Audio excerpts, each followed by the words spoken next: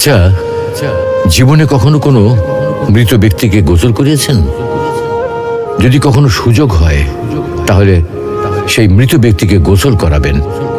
তখন খুব কাছ থেকে দেখবেন মৃত মানুষের দেহটা কতটা অসহায় লাগে, মৃত্যুর পরে মানুষের দেহ কতটা ভয়ের কারণ হয়ে দাঁড়ায়।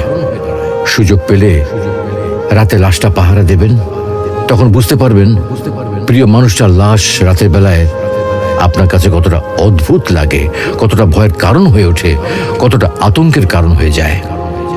সুযোগ পেলে মৃত ব্যক্তির শরীরে একটু হাত লাগিয়ে কিছুক্ষণ তার স্পর্শ নেবেন। আপনি তখন উপলব্ধির সুযোগ পাবেন এই পৃথিবীতে বিশাল প্রভাব প্রতিপত্তি মৃত্যুর পরে কতটা নির্যাতনের রূপ নেয়। সুযোগ পেলে আপনজনদের লাশ কবরে নামাবেন খুব আগ্রহ নিয়ে।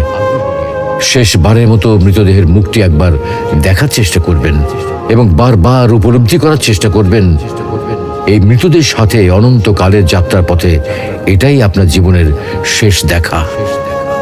সুযোগ পেলে মাঝে মধ্যে কবরস্থানে গিয়ে নীরবে কিছুক্ষণ দাঁড়াবেন। এরপর মনে মনে চিন্তা করবেন জীবনের লাভ ক্ষতির হিসাব। এই মৃত মানুষগুলো এই পৃথিবীতে কি করে গেছেন, কাদের রেখে গেছেন। যাদের রেখে গেছেন তারা কি কখনো এই মৃত মানুষগুলোকে স্মরণ করার জন্য কবরস্থানের আশেপাশে একটি বারের